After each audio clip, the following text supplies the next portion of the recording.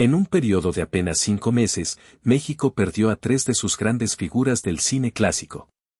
2 partieron en marzo y una más en julio, y con ellas, la generación que marcó el cine que veían nuestras abuelas, y quizás tú también, en esas tardes de sobremesa, se hizo todavía más pequeña.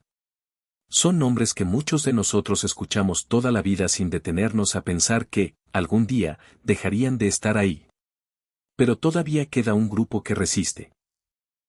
Actrices y actores que, mientras ves este video, siguen con vida en algún rincón de México, cargando casi un siglo de historia sobre los hombros. Uno de ellos ha presenciado los 23 mundiales de fútbol que se han jugado en la historia, algo que casi nadie más en el planeta puede decir. Otro estuvo a punto de perder la vida el mismo día en que falleció su mejor amiga, y su familia optó por no contarle nada todavía, para protegerlo mientras su propio cuerpo luchaba por salir adelante.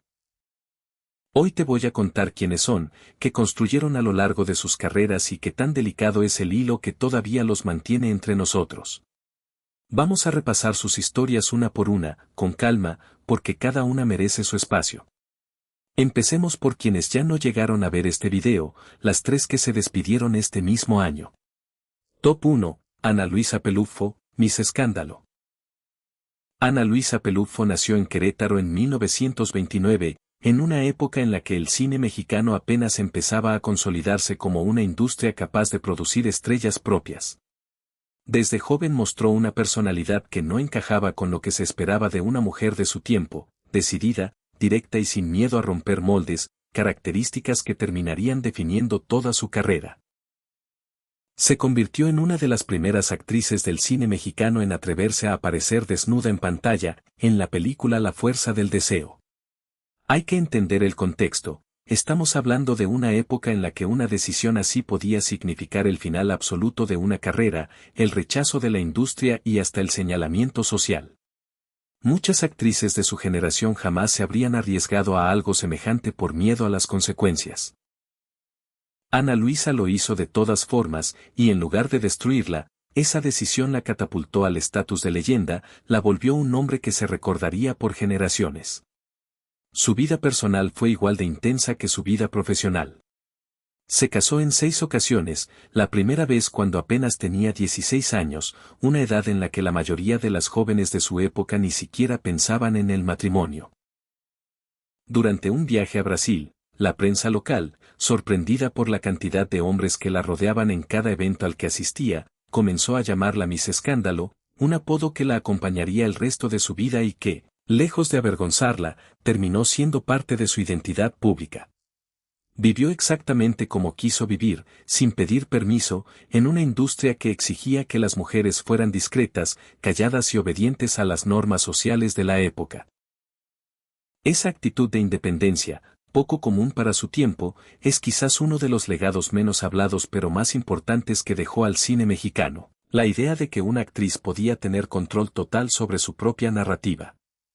Ana Luisa Pelufo falleció el 4 de marzo de 2026 en Tepatitlán, Jalisco, a los 96 años, cerrando así un capítulo que había comenzado casi un siglo atrás, cuando el cine mexicano todavía estaba dando sus primeros pasos. Top 2, Alicia Caro. La colombiana que se hizo mexicana en la pantalla. Alicia Caro no nació en México, sino en Bogotá, Colombia, pero llegó al país siendo apenas una niña, en 1939, en un momento en el que miles de familias latinoamericanas veían en México una tierra de oportunidades, especialmente dentro de la naciente industria del entretenimiento. Fue justamente aquí, lejos de su tierra natal, donde encontró su verdadera vocación, el cine y el teatro. Su carrera la llevó a compartir créditos con algunos de los nombres más importantes de la comedia mexicana, como Tintán, uno de los cómicos más queridos de su generación, y también tuvo la oportunidad de trabajar bajo la dirección de Luis Buñuel, uno de los cineastas más influyentes y exigentes de la historia del cine mundial, algo que por sí solo hablaba del nivel de talento que ella poseía. Participó en producciones que hoy se consideran clásicos, como Muchachas de Uniforme, y sorprendió a muchos cuando, ya entrada la década de los 60, decidió aventurarse también en el género de terror, Un territorio poco explorado por las actrices de su generación, que solían mantenerse dentro de los géneros considerados más seguros para su imagen pública. Se retiró de la actuación en 1995 y, a partir de ese momento, prácticamente desapareció de la vida pública, alejándose por completo de los reflectores y de las entrevistas, algo poco común entre figuras de su trayectoria. Vivió sus últimos años con una discreción que contrastaba fuertemente con la vida que había llevado frente a las cámaras. Murió el 17 de marzo de 2026, en su casa de Coyoacán, a los 95 años. Sin embargo, la noticia de su fallecimiento no se dio a conocer de inmediato. Se confirmó públicamente 8 días después de haber ocurrido. Su familia tomó la decisión de vivir ese momento en total privacidad, sin la exposición mediática que suele rodear la muerte de una figura pública, un gesto que muchos interpretaron como coherente con la discreción que ella misma eligió para el final de su vida. Top 3. Elsa Aguirre, la última gran diva del cine de oro. Elsa Aguirre nació en Chihuahua en 1930 y su historia con la fama comenzó de una manera casi accidental. A los 15 años ganó un concurso de belleza, un triunfo que terminaría abriéndole las puertas de la pantalla grande de una forma que probablemente ni ella misma imaginaba en ese momento. A partir de ahí, se convirtió en uno de los rostros más reconocibles y recordados de toda la época dorada del cine mexicano, protagonizando títulos que hoy forman parte del imaginario colectivo del país, como Cuidado con el amor, Lluvia roja y La mujer que yo amé, películas que la consolidaron como una de las grandes divas de su generación, comparada en su momento con las más grandes actrices que ha dado la industria nacional. En el año 2003, la Academia Mexicana de Artes y Ciencias Cinematográficas le otorgó el Ariel de Oro, el máximo reconocimiento honorífico que se puede recibir en el cine mexicano, en reconocimiento a toda una vida dedicada a la actuación, un premio que llegó como confirmación oficial de lo que el público ya sabía desde hacía décadas. Pero detrás de las luces y los reconocimientos, Elsa Aguirre también cargó con pérdidas profundamente dolorosas. En el año 2001 falleció su único hijo, Hugo, un golpe del que, según quienes la conocieron de cerca, nunca terminó de reponerse del todo. Encontró refugio en el yoga y en la filosofía, prácticas que adoptó como una forma de encontrar paz interior y que mantuvo de manera constante hasta el final de sus días, convirtiéndose en parte esencial de su rutina y de su forma de entender la vida. Murió el 14 de julio de 2026 en su casa de Cuernavaca, a los 95 años.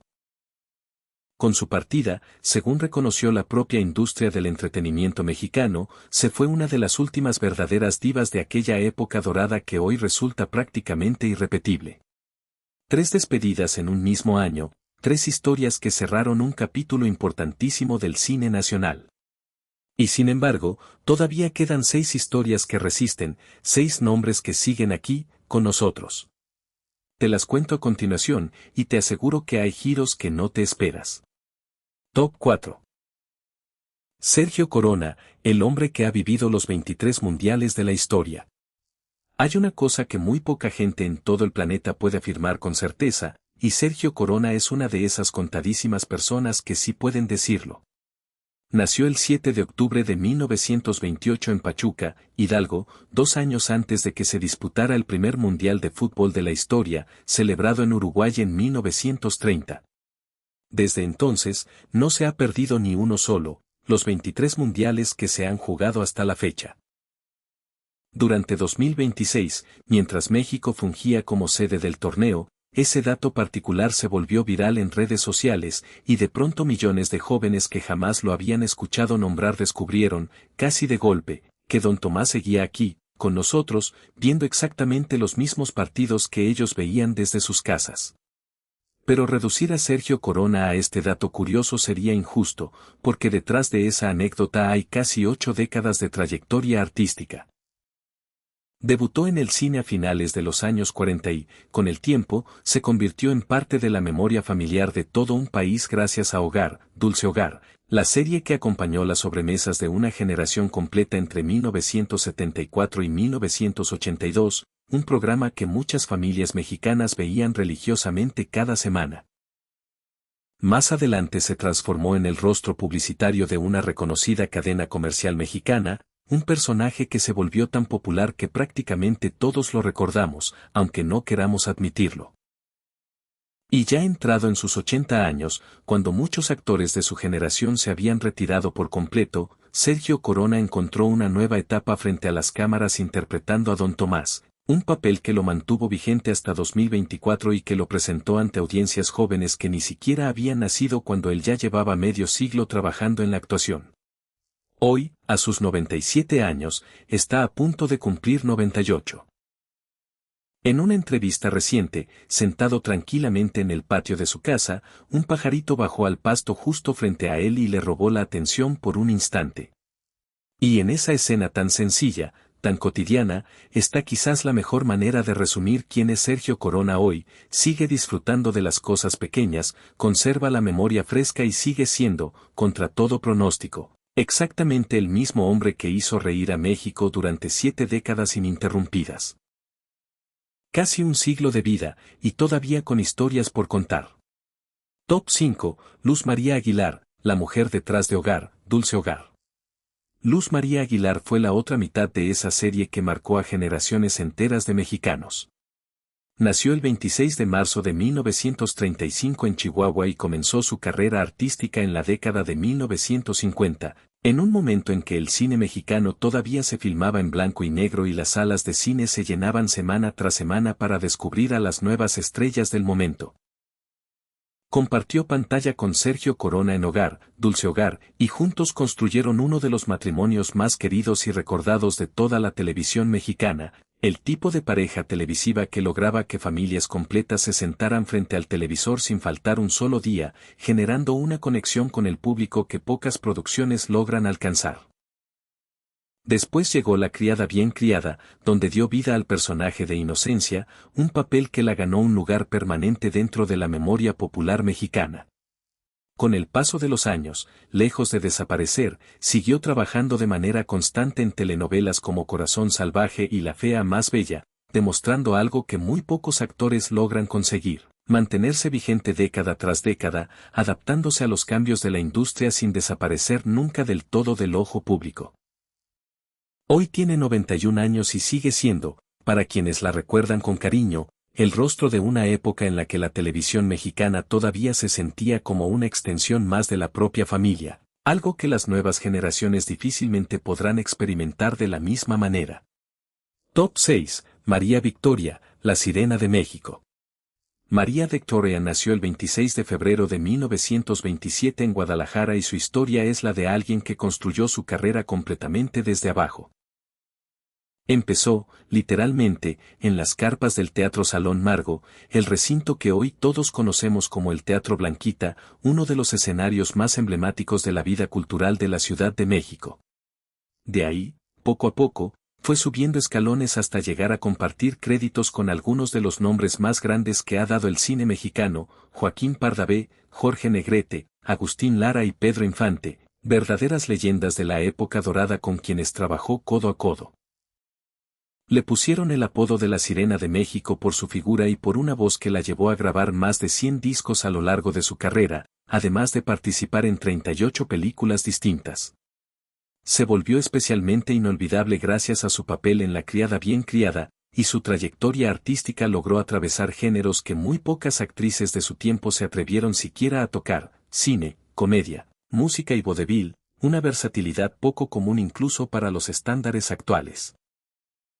Hoy, con casi 99 años, es considerada por muchos especialistas y por sus propios colegas de generación como la actriz de mayor edad que sigue con vida de aquella época irrepetible del cine mexicano.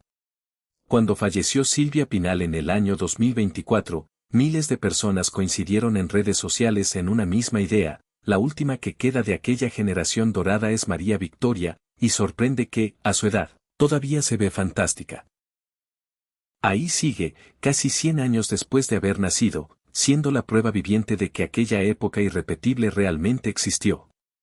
Antes de continuar con los últimos 3 nombres de esta lista, si estas historias te están regresando mentalmente a esas tardes frente al televisor, te invito a dejar tu like en este video, para que estas historias lleguen a más personas que también las recuerdan con cariño.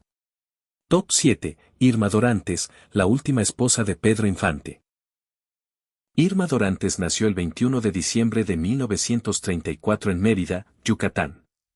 Tenía apenas 13 años cuando debutó en el cine con la película Los Tres Huastecos, en 1948, interpretando a una niña a la que un sacerdote regañaba por pintarse los labios en una de las escenas.